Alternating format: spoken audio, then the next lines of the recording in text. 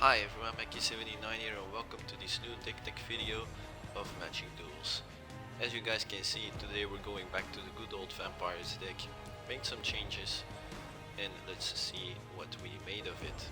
It's still in the Ragdoll's color, so that means red and black. That's usually the colors where you see vampires in, or at least it's the most synergetic colors for vampires. So let's see. The Asylum Visitor, 2-drop, 1 generic mana and a black, and we get 3/1 Vampire, and at the beginning of each player's upkeep, if that player has no cards in hand, you draw a card and you lose 1 life, and he has Madness also for the same cost, 2 mana. So yeah, this is a pretty decent card. It's a 3/1, so he hits pretty hard early in the game. And the first ability, when it triggers, and it happens a few times because we play a lot of Madness cards, yeah, it's pretty nice. Then a new card from Eldritch Moon, Stromkirk Condemned. Now this one is a bit more difficult to cast because you need 2 black. And then we get a 2/2 Vampire Horror, and he says discard a card. Vampires you control get +1/+1 until end of turn. Activate his ability only once each turn. Now the good thing is to discard a card and activate your Madness abilities. You don't have to pay a cost to discard a card, so that's already pretty nice. You buff your vampires, which is great.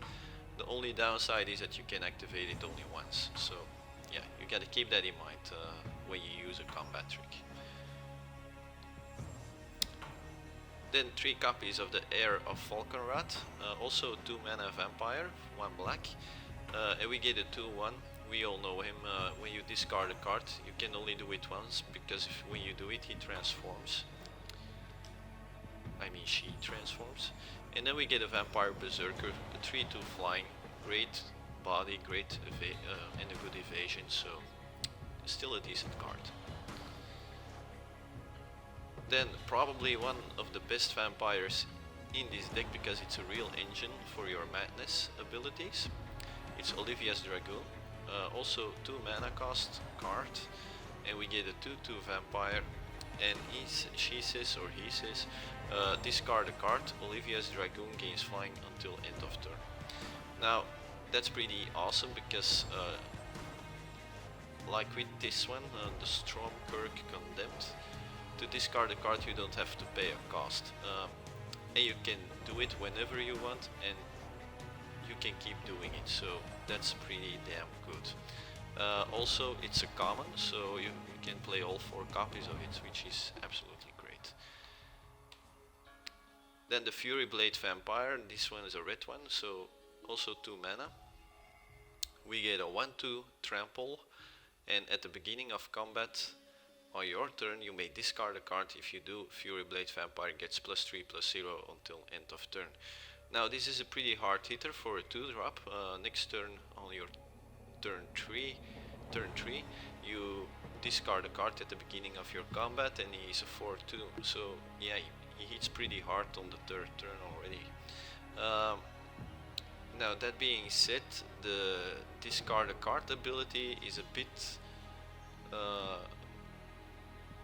less good than on the other cards, because it always has to happen at the beginning of your combat. You don't have to get to choose when to use it, so that's a bit of a downside, but still a great card. So until now almost all the cards are discard outlets, except for the Asylum Visitor here. So let's move on. Avacyn's Judgement. Yeah, this is practically a twin bolt on sorcery speed if you cast it for its normal cost.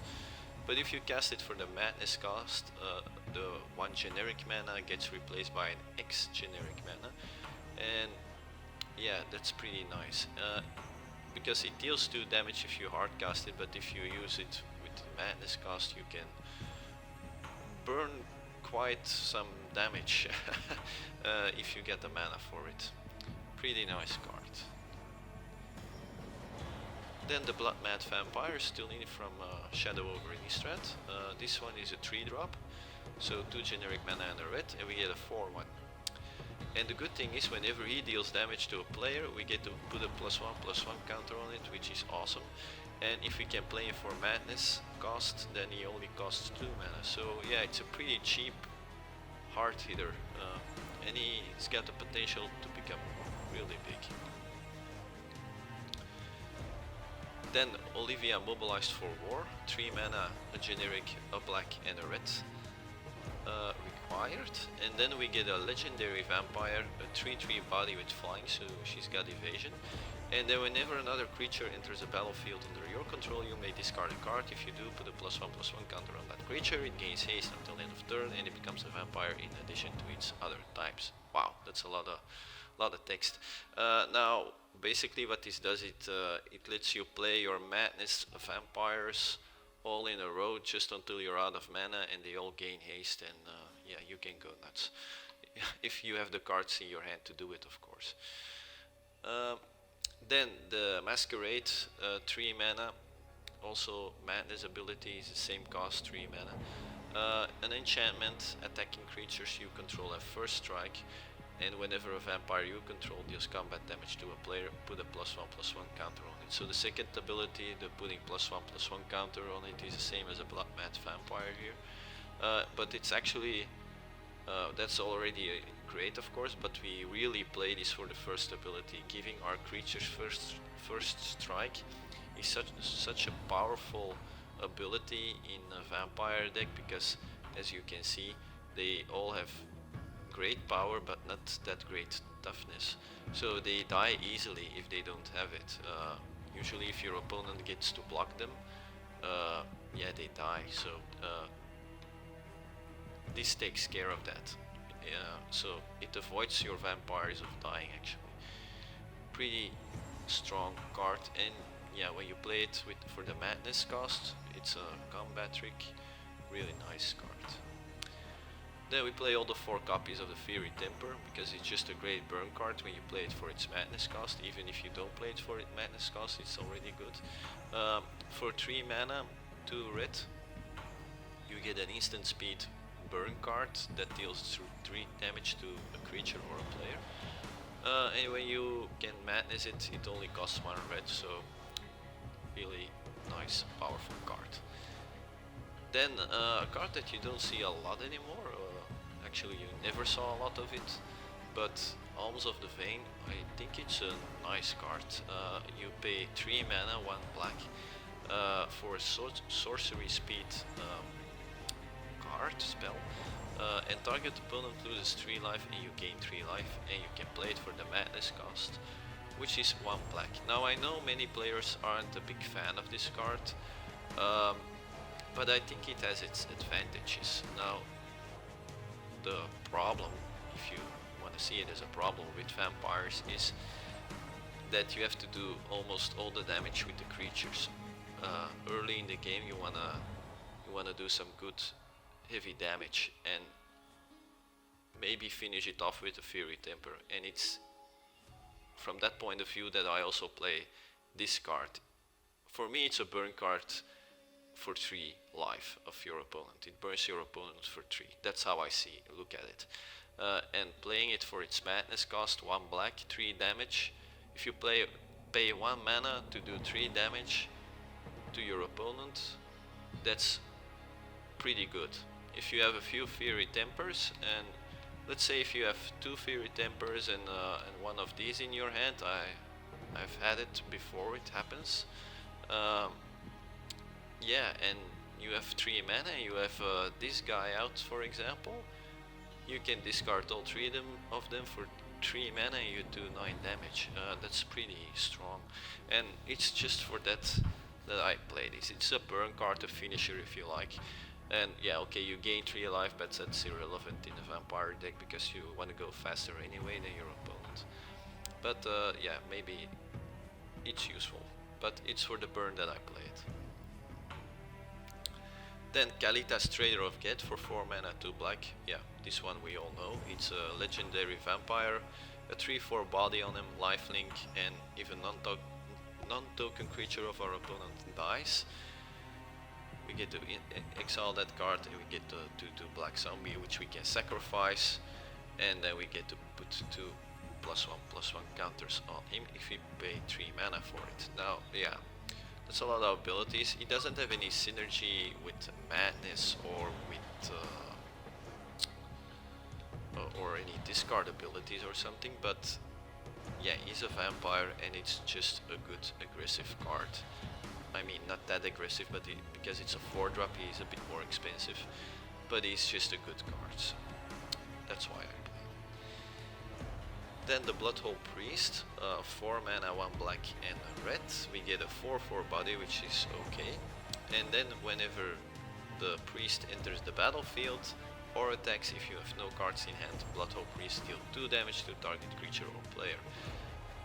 Yeah, that's a nice ability. If we get Hellbent, Hellbent means that you don't have any cards in your hand. Or we can cast this one for the Madness cost, and then it's only 3. Yeah, if you pay 3 mana for a 4/4, I hope that's pretty obvious and it's pretty good. Yeah, nice addition to the deck. Then the Incorrigible Youth. Now we don't want to hard cast this for its normal cost because it's already 5 mana, 2 red, and we get a 4/3 haste, and that's it actually. But the most important thing is he has madness, and then you can cast him for 3. Now 3 mana red for a 4/3 haste is pretty strong. Yeah, and yeah, it's just it can go really fast if you have this in your opening hand and you on your third turn you can play it. Your opponent has to deal with it. Then for the mana I play 6 swamps, 10 mountains, 2 marshes, then the 2 Dragonskull Summits and 4 Evolving Wilds to thin the deck out. And that's the deck for you guys. Let's check out the mana curve real quick.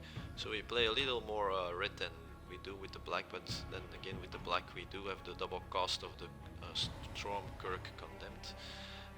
Then the mana curve, as you can see, it goes pretty fast.